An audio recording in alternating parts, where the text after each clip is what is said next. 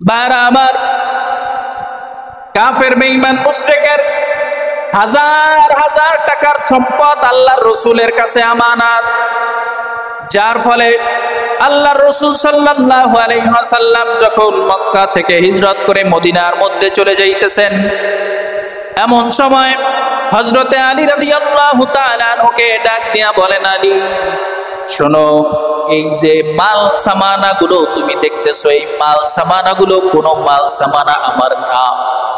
এই মাল সামানা প্রত্যেকটা মালের উপরে নাম লেখা আছে, এই মালটা অমুকের, এই মালটা অমুকের, এই মালটা অমুকের। আমি চাইলে তোমাকে আমার সাথে নিয়ে যাইতে পারি, কিন্তু তোমাকে আমি আমার বিছানার মধ্যে রাইখা গেলাম।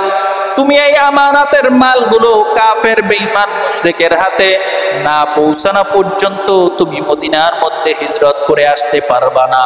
তবে আমি তোমাকে এতটুকুন গ্যারান্টি দিয়া বলে গেলাম, আলী তুমি এই মাল সামানাগুলো, আমানাতের মালগুলো যেই দিন তোমার পৌঁছানো শেষ হয়ে যাবে, তুমি সেই দিন মদিনার মধ্যে আসবা।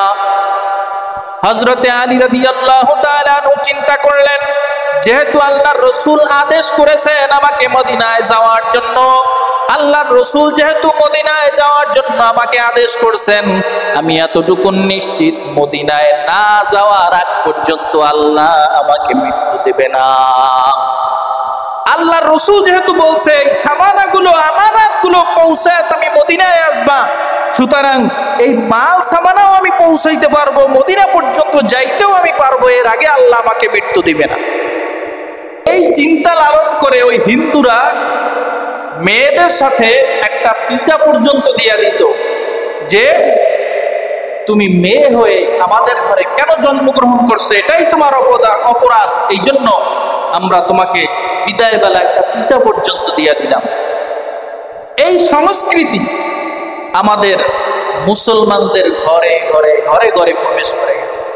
মেয়ে বিয়া দিলে খাট না দিলে হবে না, টিভি না দিলে হবে না, ফ্রিজ না দিলে হবে না, আসবাবপত্র ফার্নিচার যা যা পাওয়া যায় বাজারে সব দিতে হবে। থাল ঘড়ি বাড়ি নুনের বাড়ি সব পর্যন্ত মেয়ের সাথে দিয়ে দিতে হবে। এটা কাদের সংস্কৃতি? ওই হিন্দুদের সংস্কৃতি, সাথে দিয়ে দেওয়া লাগে। ইন্নাকা আনতাল আলিমুল হাকীম। قال رب اشرح لي صدري ويسر لي أمري واحلل عقدة من لساني يفقهوا قولي।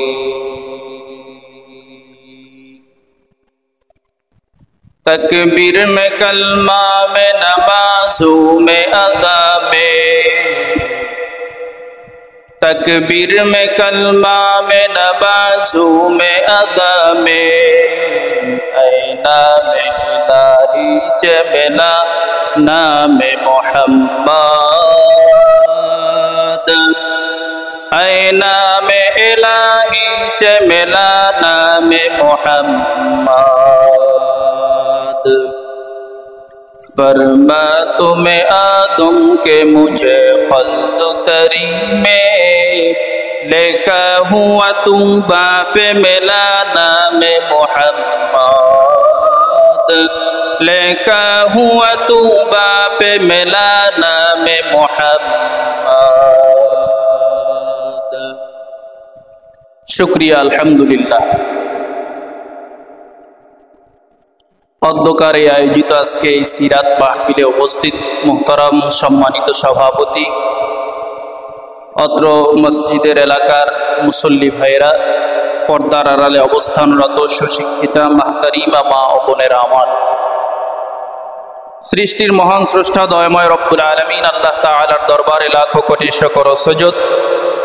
যেই মহান স্রষ্টা রব্বুল আলামিন আল্লাহ তাআলা আপনাকে আমাকে দয়া করে মায়া করে ইহসান করে ভালোবেসে এরকম রহমতি বরকতি জান্নাতের টুকরা একটি পরিবেশ, এই পরিবেশে আল্লাহ তাআলা আসার এবং বসার মতন তৌফিক দান করছেন। এজন্য সেই মহান স্রষ্টা রব্বুল আলামিন আল্লাহ তাবারক ওয়া তাআলার দরবারে আমরা সকলেই প্রাণ খুলে শুকর আদায় করি, আলহামদুলিল্লাহ। প্রিয় হাজিরিন, মন খারাপ হতে পারে, আমরা সংখ্যায় কম হতে পারি, কিন্তু এই মজলিসটা আরশে আজিমে আল্লাহর কাছে অত্যন্ত দামি একটি মজলিস। কারণ নবীজি সাল্লাল্লাহু আলাইহি ওয়াসাল্লাম বলেন, আহাব্বুল বিলাদি ইলাল্লাহি মাসাজিদুহা ওয়া আবগাদুল বিলাদি ইলাল্লাহি আসওয়াকুহা। নবীজি সাল্লাল্লাহু আলাইহি ওয়াসাল্লাম বলেন, দুনিয়ার মধ্যে সবথেকে আল্লাহ তাআলার কাছে দামি এবং শ্রেষ্ঠ জায়গা হলো মসজিদ, সবথেকে ঘৃণিত জায়গা স্থান হলো বাজার।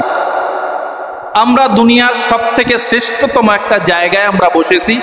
দ্বিতীয়ত, দুনিয়ার মধ্যে সবথেকে, কমাই দাও, কথা কম হইলে মানুষ যেন বুঝতে পারে, প্রয়োজনে এটা বন্ধ করে দিল, সমস্যা এমনি আওয়াজেই বুঝতে পারে। দুনিয়ার মধ্যে আপনার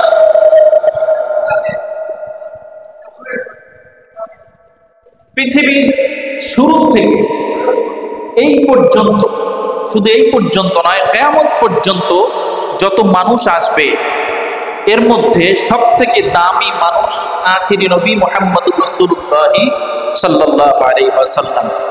তার সিরাত সম্পর্কে আমরা আলোচনা শুনতে আসছি। দুনিয়ার মধ্যে সবথেকে শ্রেষ্ঠ জায়গায় আসছি, দুনিয়ার মধ্যে সবথেকে দামি শ্রেষ্ঠতম মানুষের জীবনী সম্পর্কে আমরা আলোচনা শ্রবণ করার জন্য আসছি, রুহের খোরাক গ্রহণ করার জন্য আসছি। এখানে লোক যদি কমও হয়, আল্লাহর কাছে এই মজলিসটা, আমরা দুনিয়ার থেকে আসমানে তাকাইলে যেভাবে তারকাগুলো দেখি মিটমিট করে জ্বলে, এই মজলিসটাও আসমানে বসে ফেরেশতারা দেখতে পাইতেছেন স্পষ্ট যে মিটমিট করে তারকার মতো জ্বলতে থাকে। প্রিয় হাজিরিন, আজ রবিউল আউয়াল মাসের 2 তারিখ। কারণ আরবি রাত আগে আসে, দিন পরে আসে, আর রাত্র 12টার পরে বাংলা ইংরেজি তারিখের পরিবর্তন হয়। আজকে মাগরিব হয়েছে তো 2 তারিখ শুরু হয়ে গেছে, গতকাল 1 তারিখ ছিল। যেমন আমরা রমজান মাসে রমজানের আগের রাত্রে আমরা তারাবি নামাজ আদায়, ঠিক আরবি গণনার দিক থেকে আরবি রাত আগে আসে, দিন পরে আসে, আর বাংলা ইংরেজি রাত্র 12টার পরে তারিখ পরিবর্তন হয়।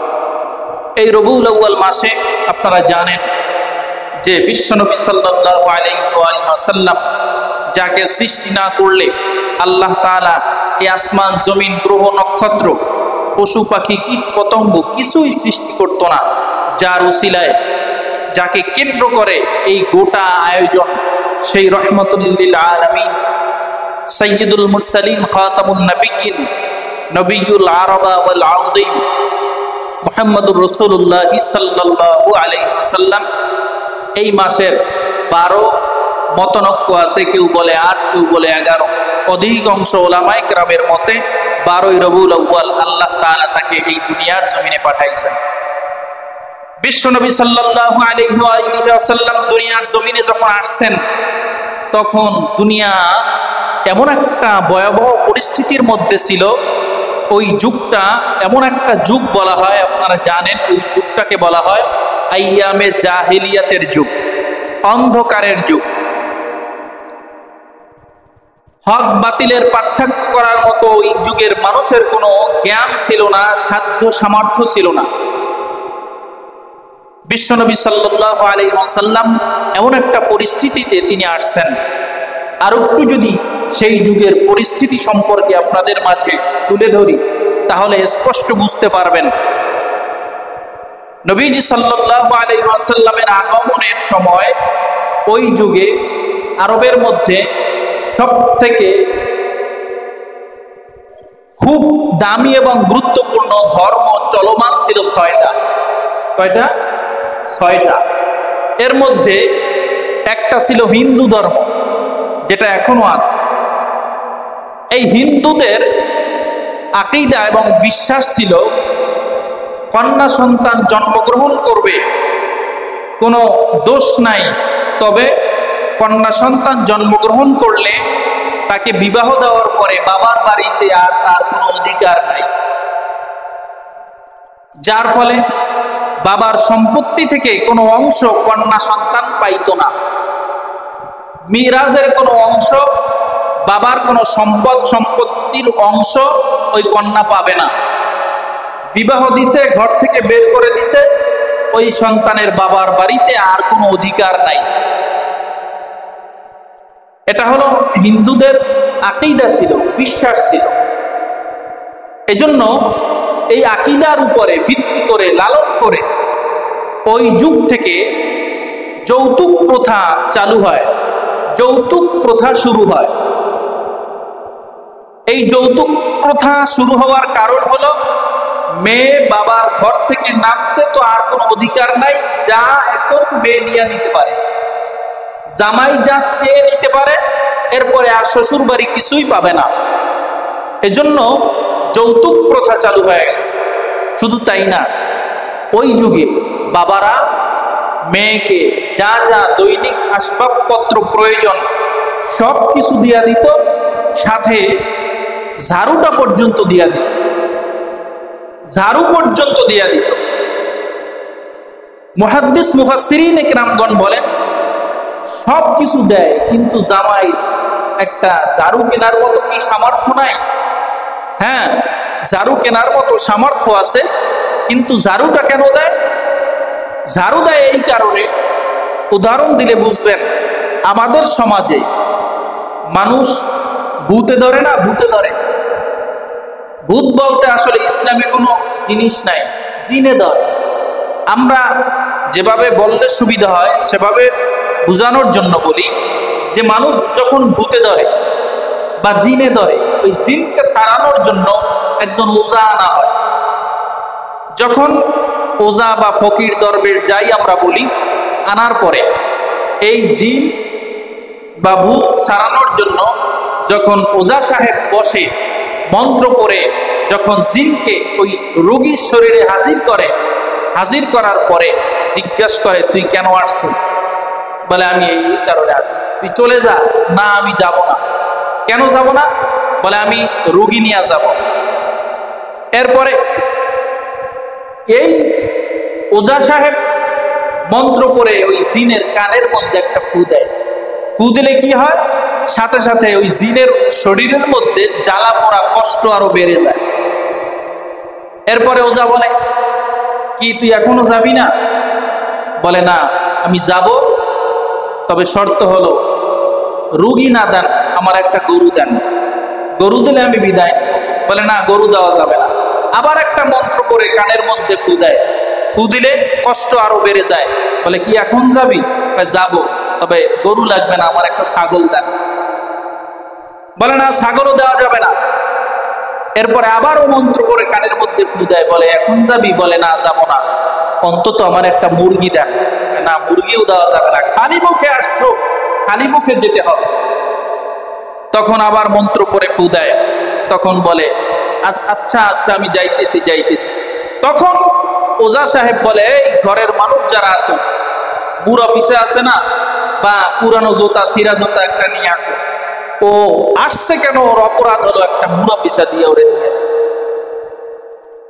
তো এই চিন্তা লালন করে ওই হিন্দুরা মেয়েদের সাথে একটা ফিসা পর্যন্ত দিয়া দিত যে তুমি মেয়ে হয়ে আমাদের ঘরে কেন জন্মগ্রহণ করছো, এটাই তোমার অপরাধ, এই জন্য আমরা তোমাকে বিদায় বেলা একটা ফিসা পর্যন্ত দিয়া দিলাম।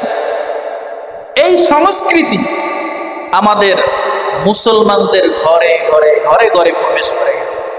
মেয়ে বিয়া দিলে খাট না দিলে হবে না, টিভি না দিলে হবে না, ফ্রিজ না দিলে হবে না, আসবাবপত্র ফার্নিচার যা যা পাওয়া যায় বাজারে সব দিতে হবে।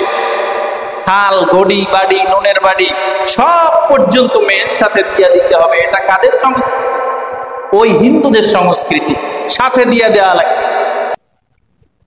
ওই যে আমার শ্বশুর বাড়ির এলাকার লোক আছে, 2 বছর হয় বিয়ে করছে, কিছু আমার এক বিছানা পর্যন্ত দিতে পারে না। এর টাকা পয়সা কম আছে এমন না, সম্ভবত শ্বশুরের আপনি চিনবেন, কিন্তু আমার দিতে পারে নাই। কেন? যদি এর মেয়ের খুশি মনে দেয় 5 বছর পর দেখ, কিন্তু বিয়ের সময় দিয়ে দেওয়া লাগবে। তাইলে তো আমি যে মানুষকে বলি বুঝাই তাইলে আমি আমলটা করলাম। বাধ্যতামূলক যে দেয়া লাগবে, বাবার টাকা পয়সা আছে, এটা মেয়েরে সে তার সংসার সাজায় দেবে, সেটা ভিন্ন বিষয়, কিন্তু শর্তই যদি থাকে সব দেয়া লাগবে। সামাজিক একটা নিয়ম রেওয়াজ নীতি যদি, নিয়ম কানুন পদ্ধতি যদি আমরা হিন্দুদের তা মুসলমান গ্রহণ করি, তাহলে আমাদের সমাজ আজ কোথায় আছে? বিশ্বনবী সাল্লাল্লাহু আলাইহি ওয়াসাল্লামের যুগে এই হিন্দু সম্প্রদায় এরা মেয়েদেরকে কোনো অধিকার দিত না, যা বর্তমানেও চলমান। হিন্দুরা মেয়েদেরকে কোনো অধিকার দেয় না। একমাত্র ইসলাম মেয়েদেরকে, মেয়েদের অধিকার প্রতিষ্ঠা করেছেন বিশ্বনবী সাল্লাল্লাহু আলাইহি ওয়াসাল্লাম। তিনি বলেন, শুধু বাবার বাড়িতে মেয়ের অধিকার আছে এমনটা না, বরং তার ভাই বাবার বাড়িতে যা পাবে অর্ধেক পাবে, অর্ধেক পাবে মেয়ে। ইসলাম প্রতিষ্ঠার ফলে, ইসলামী রাষ্ট্র প্রতিষ্ঠার ফলে মেয়েদের অধিকার প্রতিষ্ঠা হয়েছে। প্রিয় হাজিরিন, শুধু তাই নয়, এই হিন্দুদের তৎকালীন একটা আকীদা ছিল, বিশ্বাস ছিল, কোনো মেয়ের বিবাহ হয়েছে, স্বামী মারা গেছে, স্বামী মারা গেছে, ওই স্বামীর কবরে স্ত্রীকেও দাফন দেওয়া লাগে জীবিত।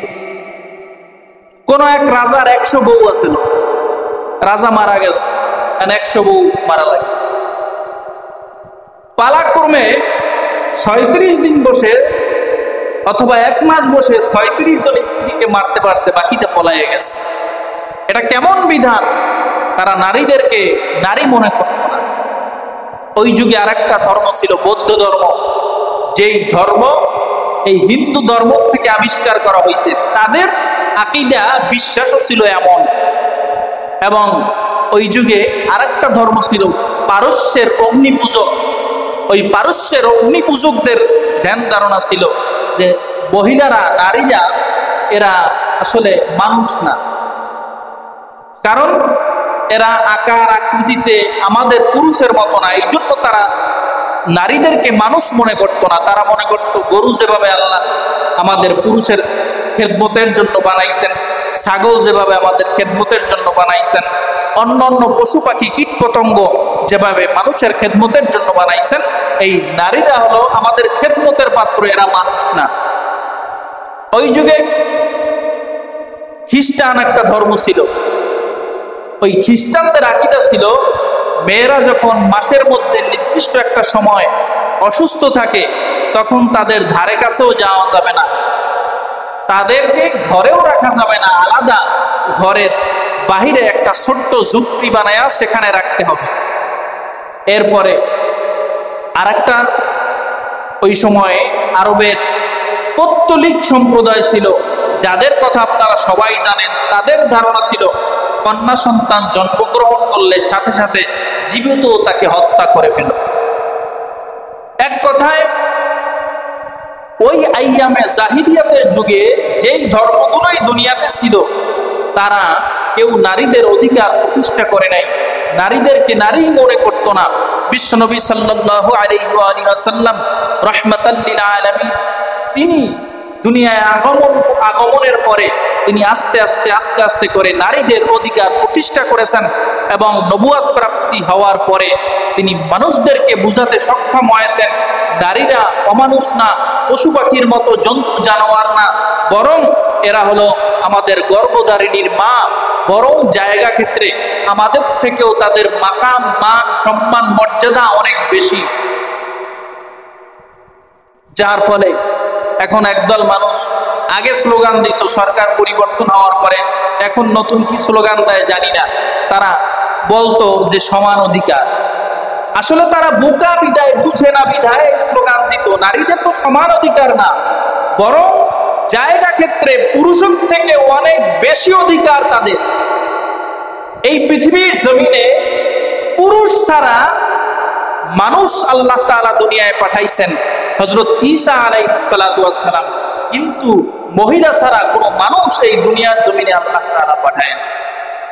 নবীদের মা হলো মহিলারা, অলিদের, অলিয়া উলিয়া, পীর বুজুর্গ, তাদের মা হলো মহিলারা। সুতরাং পুরুষের থেকে তাদের মাকাম, মান, সম্মান, মর্যাদা বেশি না কম, কিন্তু তারা বুঝে না বিধায় তারা সমান অধিকারের স্লোগান। আল্লাহ তাআলা আমাদের সবাইকে হেদায়াত দান করুক। প্রিয় হাজিরিন, এই বিশ্বনবী সাল্লাল্লাহু আলাইহি ওয়াসাল্লাম নবুয়ত প্রাপ্তি হলেন। নবুয়ত প্রাপ্ত হওয়ার পরে তিনি এক কালিমার দাওয়াত দেওয়া শুরু করলেন। তার বংশের মানুষের কাছে তিনি কালিমার দাওয়াত দেয়, কিন্তু বংশের আপন মানুষরা তারা বলে, মুহাম্মদ আবার কিসের দাওয়াত দেয়? আমরা তো নির্দিষ্ট একটা ধর্মের পূজা করি, মূর্তির পূজা করি, সব কিছুর পূজা করি, কিন্তু এই মুহাম্মদ আবার আমাদের কোন কালেমার, কোন ইসলামের, কোন ধর্মের দাওয়াত দেয়? কার পূজা করার জন্য বলে?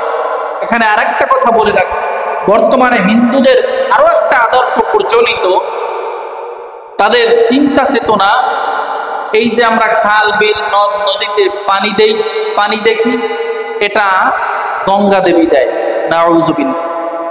এটা হলো তাদের চিন্তা। শুধু তাই না, আর একটু মারাত্মক যদি তথ্য দেই অবাক হবেন।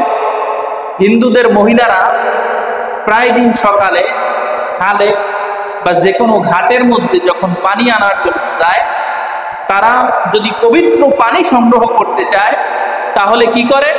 তারা হাঁটু সমান পানির মধ্যে মহিলারা নামার পরে তারা প্রস্রাব করে দেয়, এবং ওই প্রস্রাব করা অবস্থায়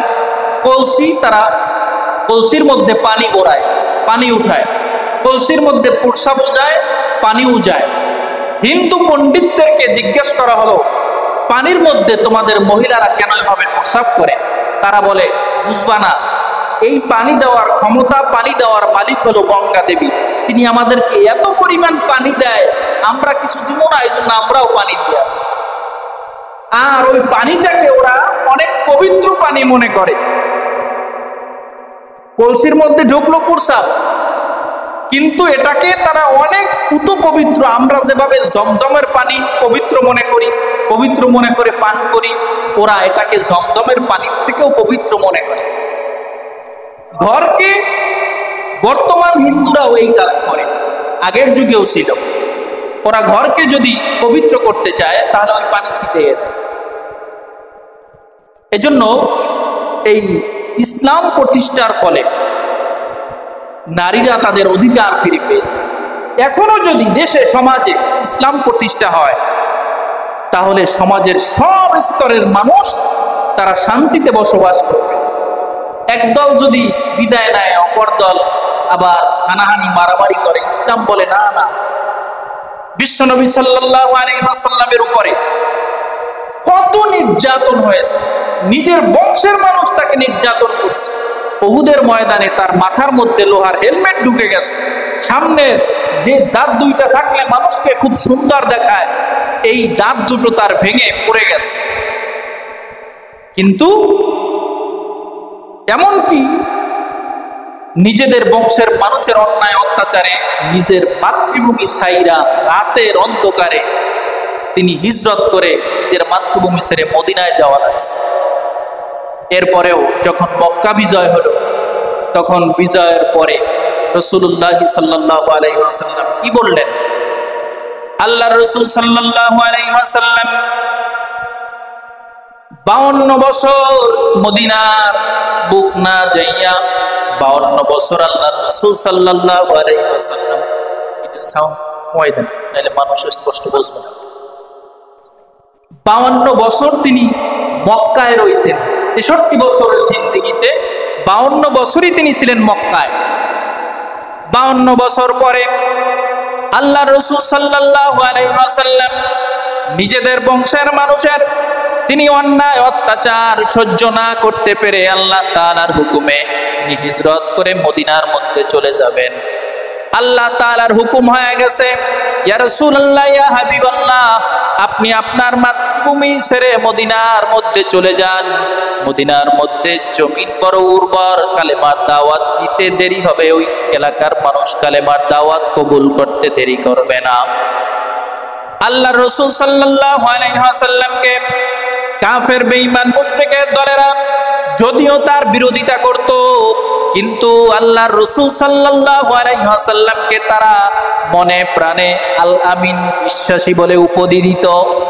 এমনকি এই কাফের বেঈমান মুশরিকেরা তারা যদি কোনো টাকা পয়সা ধন দৌলত সম্পদ আমানত রাখতে চাইতো, তারা বলতো আর কারো কাছে দেওয়া যাবে না, মুহাম্মাদের কাছে নিয়ে রেখে আসুন, নিরাপদে থাক, আমানতের কোনো খেয়ানত হবে না। আর আমরা কি করি? আমরা মুসলমান, বন্যার টাকা আমাদের কাছে দিছে, এরকম প্রমাণ আছে, ইমাম সাহেবের কাছে বন্যার টাকা দিছে, খাইয়ে ফেলাইছে। আমানাতের আমরা খেয়ানত করে ফেলেছি, আমানত রক্ষা করতে পারি নাই। ভাইরা আমার, কাফের বেঈমান মুশরিকের হাজার হাজার টাকার সম্পদ আল্লাহর রাসূলের কাছে আমানত, যার ফলে আল্লাহর রাসূল সাল্লাল্লাহু আলাইহি ওয়াসাল্লাম যখন মক্কা থেকে হিজরত করে মদিনার মধ্যে চলে যাইতেছেন, এমন সময় হযরতে আলী রাদিয়াল্লাহু তাআলা আনহুকে ডাক দিয়া বলেন, আলী শোনো, এই যে মাল সামানা গুলো তুমি দেখতেছো, এই মাল সামানা গুলো কোনো মাল সামানা আমার না। এই মাল সামানা প্রত্যেকটা মালের উপরে নাম লেখা আছে, এই মালটা অমুকের, এই মালটা অমুকের, এই মালটা অমুকের।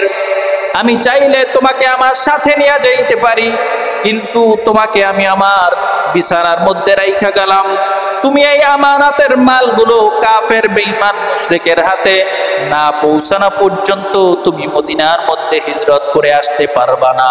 তবে আমি তোমাকে এতটুকুন গ্যারান্টি দিয়া বলে গেলাম, আলী তুমি এই মাল সামানাগুলো, আমানাতের মালগুলো যেই দিন তোমার পৌঁছানো শেষ হয়ে যাবে, তুমি সেই দিন মদিনার মধ্যে আসবা। হযরতে আলী রাদিয়াল্লাহু তাআলা আনহু চিন্তা করলেন, যেহেতু আল্লাহর রাসূল আদেশ করেছেন আমাকে মদিনায় যাওয়ার জন্য, আল্লাহর রাসূল যেহেতু মদিনায় যাওয়ার জন্য আমাকে আদেশ করছেন, আমি এতটুকু নিশ্চিত মদিনায় না যাওয়ার আগ পর্যন্ত আল্লাহ আমাকে মৃত্যু দেবে না। আল্লাহর রাসূল যেহেতু বলছে এই সামানাগুলো, আমানাতগুলো পৌঁছায় তুমি মদিনায় আসবা, সুতরাং এই মাল সামানাও আমি পৌঁছাইতে পারবো, মদিনা পর্যন্ত যাইতেও আমি পারবো, এর আগে আল্লাহ আমাকে মৃত্যু দিবে না। এরপরে আলী রাদিয়াল্লাহু তাআলা আনহু বিছানার মধ্যে শুয়ে পড়লেন। কাফের বেঈমান মুশরিকের দলেরা তারা খবর পেয়ে গেছে রাতে মুহাম্মদ তার নিজ মাতৃভূমি, নিজ ঘর ত্যাগ করে তিনি মদিনার মধ্যে চলে যাবেন, হিজরত করে চলে যাবেন, মক্কার মধ্যে আর থাকবেন না। তারা আল্লাহর রাসূলকে হত্যা করার জন্য তারা তার ঘরের চতুর্দিক দিয়া ব্যারিকেড দিয়া ফেলছে। মুহাম্মদ ঘরের দরজা বের হয়ে, ঘরের দরজা খুলে বের হতে দেরি হবে, তাকে হত্যা করতে আমরা দেরি করব না, এই চিন্তা করে সবাই চতুর্দিক দিয়া বিশাল বড় বেষ্টনী দিয়া ফেলছে। এক নয়, দুই নয়, কাতারে কাতারে কাফেররা দাঁড়ায় গেছে। মুহাম্মদ কোন স্থান থেকে, কোন জায়গা থেকে যেন বের না হতে পারে। এবার আল্লাহ তাআলার কাছে আল্লাহর পয়গম্বর ডাক দিয়া বলেন, ইয়া আল্লাহ, আমি তো আমার নিজের ইচ্ছায় আমি এই আমার মাতৃভূমি সাইরা মদিনার মধ্যে যাইতেছি না, আপনার ইচ্ছায় আমি এই আমার জন্মভূমি, আমার মাতৃভূমি সাইরা মদিনার মধ্যে আমি হিজরত করতেছি। এই মদিনার মধ্যে আমি আমার ইচ্ছায় হিজরত করি না, কিন্তু কাফের বেঈমান মুশরিকের দলেরা আমার ঘরের চতুর্দিক বেষ্টনী দিয়া ফেলছে, আমার বের হওয়ার মতো কোনো সুযোগ নাই। আয় আল্লাহ, এই মুহূর্তে যদি আপনি আমাকে সাহায্য না করেন, সহযোগিতা না করেন, আমার কোনো উপায় নাই, আমার কোনো উপায় নাই। আল্লাহ বলে দিলেন, ও পয়গম্বর, আপনি আপনার ঘরে থেকে এক মুষ্টি বালু নেন, বালুকণা ধুলাগুলো হাতের মধ্যে নেন, সূরা ইয়াসিনের একটা অংশ তেলাওয়াত করে বালুর মধ্যে ফু দিয়া দেন। বালুর মধ্যে ফু দিয়া সাথে সাথে কাফের বেঈমান মুশরিকদেরকে লক্ষ্য করে বালুগুলা ছিটিয়ে দেন। বালুগুলা ছিটিয়ে দেওয়ার দায়িত্ব আপনার, আর ওই কাফের বেঈমান মুশরিকদেরকে অন্ধ বানানোর দায়িত্ব আমি আল্লাহ। এবার আল্লাহ রাসূল সাল্লাল্লাহু আলাইহি ওয়াসাল্লাম বালু নিলেন, সূরা ইয়াসিনের একটা অংশ তেলাওয়াত করে বালুর মধ্যে ফু দেয়া দিলেন, বালুগুলা বাহিরের দিকে নিক্ষেপ করে দিলেন। বাতাসে ওই বালু কণাগুলো সব কাফের বেঈমান মুশরিকের চোখের মধ্যে চলিয়া গেল। সবাই চোখ ডলতেছে, তাকায় দেখে দরজা খোলা, মুহাম্মদ সাল্লাল্লাহু আলাইহি ওয়াসাল্লাম ঘরের মধ্যে না। এবার হেঁটে হেঁটে তিনি মদিনার মধ্যে হিজরত করে চলে গেলেন। বুক ভরা কষ্ট নিয়ে যাইতেছেন। আল্লাহর রাসূল সাল্লাল্লাহু আলাইহি ওয়াসাল্লাম নিজের ভিটা মাটি সাইরা, জন্মভূমি সাইরা নতুন একটা স্থানে যাইতেছেন। তবে আল্লাহর রাসূল সাল্লাল্লাহু আলাইহি ওয়াসাল্লামের মদিনা নগরী তার চেনা ছিল। কিভাবে চেনা ছিল? মুফাসসিরিনে কেরামগণ বলেন, যখন আল্লাহ তাআলা তাকে মেরাজ করাইছিলেন, ওই মেরাজের রজনীতে যখন তিনি বোরাকের পিঠে ওই মসজিদে হারাম থেকে বোরাকের পিঠে উঠছেন, সুবহানাল্লাযী আসরা বিআবদিহি লাইলাম মিনাল মাসজিদিল হারাম ইলাল মাসজিদিল আকসাল্লাযী বারাকনা হাওলাহু লিনুরিয়াহু মিন আয়াতিনা ইন্নাহু হুয়াস সামিউল বাসীর। ওই মেরাজের রজনীতে ওই বোরাক মসজিদে হারাম থেকে একটা পা মাত্র দিছে। একটা পা দেওয়ার সাথে সাথে আল্লাহ তাআলার পয়গম্বর, তাকে বলা হয় আপনি এই বোরাকের পিঠ থেকে নামেন। আল্লাহর রাসূল বোরাকের পিঠ থেকে নামলেন। এবার জিবরিলকে প্রশ্ন করলেন, কোন স্থানে, কোন জায়গায় আমাকে নামাইলা? এবার জিবরিল বলে, এই জায়গাটা আপনি দেখে নেন, এই জায়গাটার নাম হলো ইয়াসরিব, এই জায়গাটার নাম ইয়াসরিব। আল্লাহর রাসূল তাকায় দেখে কয়েকটা খেজুর গাছ ছাড়া ওই স্থানে আর কিছুই দেখা যায় না। এবার জিবরিল আলাইহিস সালাতু ওয়াস সালাম ডাক দিয়া বলে, ইয়া রাসূলুল্লাহ, ইয়া হাবিবাল্লাহ, আপনার বংশের মানুষের অন্যায় অত্যাচারের পরে আল্লাহ তাআলা আপনাকে ইয়াসরিব নামক স্থানে হিজরত করার জন্য আল্লাহ তাআলা হুকুম দিয়ে দিবে। তবে আপনি হিজরত করে এই স্থানে আসার সাথে সাথে এই স্থানের নামটা পরিবর্তন হয়ে যাবে, এই স্থানের নামটা হয়ে যাবে মদিনা। মদিনা বলতে বড় শহর, আমরা বলি সিটি কর্পোরেশন, মহানগর, ঢাকা সিটি কর্পোরেশন, বরিশাল বিভাগীয় শহরগুলোকে বলা হয় সিটি কর্পোরেশন। মদিনা বলতে বড় শহর, এরকম মহানগর, সিটি কর্পোরেশন বোঝায়। আল্লাহর রাসূলের এভাবে এই মদিনা নগরী চেনা ছিল। আল্লাহর রাসূল সাল্লাল্লাহু আলাইহি ওয়াসাল্লাম মদিনায় চলে গেলেন। নবুয়তের 23 বছর, নবুয়তের 13টা বছর মক্কার জমিনে কাটায়া গেছেন। কিন্তু মক্কার জমিনে কালেমার দাওয়াত দিলেই তার উপরে অন্যায় অত্যাচারের স্টিম রোলার চালানো হয়। মদিনায় গিয়া তিনি কালেমার দাওয়াত দেওয়া শুরু করলেন। বহু মানুষ কালেমার দাওয়াত গ্রহণ করতে শুরু করলো। আল্লাহর রাসূল সাল্লাল্লাহু আলাইহি ওয়াসাল্লাম চিন্তা করলেন, এবার আমার একটু ওই মক্কার দিকে বাইতুল্লাহ জিয়ারতে যাওয়ার জন্য আমার বড় মনে চায়। আমি একটা কাফেলা নিয়ে বাইতুল্লাহ জিয়ারতের জন্য আমি চলে যাই।